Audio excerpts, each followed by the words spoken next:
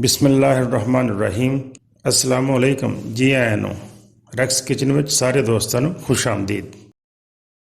ਅੱਜ ਅਸੀਂ ਅੰਬ ਦਾ ਅਚਾਰ ਬਣਾ ਰਹੇ ਹਾਂ ਅਤੇ ਬਿਲਕੁਲ ਮੁਖਤਲਿਫ ਤਰੀਕੇ ਨਾਲ ਬਣਾ ਰਹੇ ਹਾਂ। ਅੰਬਾਂ ਦਾ ਖੱਟਾ ਮਿੱਠਾ ਅਚਾਰ ਬਣਾਵਾਂਗੇ, ਚੀਨੀ ਵਾਲਾ ਅਚਾਰ ਬਣਾਵਾਂਗੇ ਚੀਨੀ ਪਾ ਕੇ, ਅਤੇ ਦੂਜੀ ਸਰੋਂ ਦਾ ਤੇਲ ਬਿਲਕੁਲ ਇਸਤੇਮਾਲ ਨਹੀਂ ਕਰਾਂਗੇ। ਅੱਜ ਕੱਲ੍ਹ ਸਰੋਂ ਦਾ ਤੇਲ ਕਾਫੀ ਮਹਿੰਗਾ ਹੈ ਅਤੇ ਇਸ ਵਾਸਤੇ ਮੈਂ ਕਿਹਾ ਕੋਈ ਸਸਤੀ ਰੈਸਪੀ ਹੋਣੀ ਚਾਹੀਦੀ ਹੈ ਕਿ ਅਚਾਰ ਵੀ ਬਣ ਜਾਏ ਅਤੇ ਬਹੁਤਾ ਮਹਿੰਗਾ ਵੀ ਨਾ ਪਵੇ। ਅਤੇ ਆਓ ਫਿਰ ਅੰਬਾਂ ਦਾ ਅਚਾਰ ਬਣਾਉਣਾ ਸ਼ੁਰੂ ਕਰੀਏ। ਮੈਂ ਤਕਰੀਬਨ 2.5 ਕਿਲੋ ਅੰਬ ਲਾਇਆ।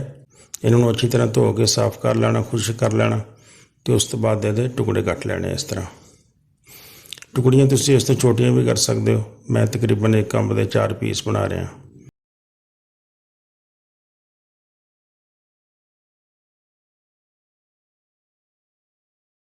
ਅੰਬ ਕੱਟ ਕੇ ਅਤੇ ਇਹਨਾਂ ਅੰਬਾਂ ਦੇ ਵਿੱਚੋਂ ਗਿਟਕਾਂ ਕੱਢ ਲੈਣੀਆਂ। ਇਸ ਤਰ੍ਹਾਂ ਅੱਛੀ ਤਰ੍ਹਾਂ ਸਾਫ਼ ਕਰ ਲੈਣੇ।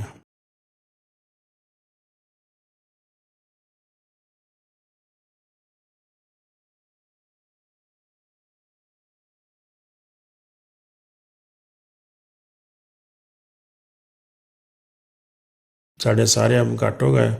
ਹੁਣ ਅਸੀਂ ਇਹਨਾਂ ਅੰਬਾਂ ਨੂੰ ਤਕਰੀਬਨ 2-3 ਘੰਟੇ ਵਾਸਤੇ ਖੁਸ਼ਕ ਹੋਣ ਵਾਸਤੇ ਰੱਖ ਦਿਆਂਗੇ। ਤੇਲ ਨੂੰ ਕਿਸੇ ਬਰਤਨ 'ਚ ਪਾ ਲਓ ਅਤੇ ਉਹਦੇ ਵਿੱਚ ਮਸਾਲੇ ਪਾਉਣੇ ਸ਼ੁਰੂ ਕਰੋ। ਸਭ ਤੋਂ ਪਹਿਲੇ ਅਸੀਂ 1 ਚਮਚ ਹਲਦੀ ਦਾ ਅਤੇ 2 ਚਮਚ ਕੁੱਟੀ ਹੋਈ ਮਿਰਚ ਪਾਵਾਂਗੇ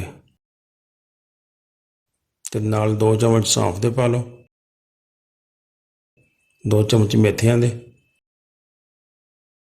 ਅਤੇ ਤਕਰੀਬਨ 2 ਚਮਚ ਕਲਵੰਜੀ ਦੇ ਸ਼ਾਮਿਲ ਕਰ ਲਓ। ਅਤੇ 2 ਕਿਲੋ ਅੰਬ ਅਗਰ ਹੋਣ ਤਾਂ ਇਹਦੇ ਵਿੱਚ ਅਸੀਂ 400 ਗ੍ਰਾਮ ਨਮਕ ਪਾਵਾਂਗੇ ਅਤੇ 400 ਗ੍ਰਾਮ ਹੀ ਚੀਨੀ ਪਾਵਾਂਗੇ। ਮਸਾਲੇ ਸਾਰੇ ਪਾ ਕੇ ਅਤੇ ਇਹਨੂੰ ਅੱਛੀ ਤਰ੍ਹਾਂ ਹਿਲਾ ਦਿਓ।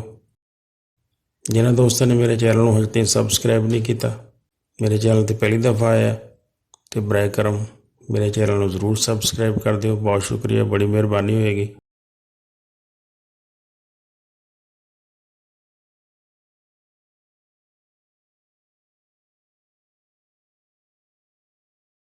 ਅੱਛੀ ਤਰ੍ਹਾਂ ਹਿਲਾਉਣ ਤੋਂ ਬਾਅਦ ਹੁਣ ਅਸੀਂ ਢੱਕਣ ਦੇ ਕੇ ਇਹਨੂੰ ਰੱਖ ਦਿਆਂਗੇ ਅਤੇ ਅਗਲੇ ਦਿਨ ਇਹਨੂੰ ਮਜ਼ੀਦ ਚੈੱਕ ਕਰਾਂਗੇ। ਅਤੇ ਆਓ ਫਿਰ 1 ਦਿਨ ਬਾਅਦ ਇਹਨੂੰ ਚੈੱਕ ਕਰੀਏ।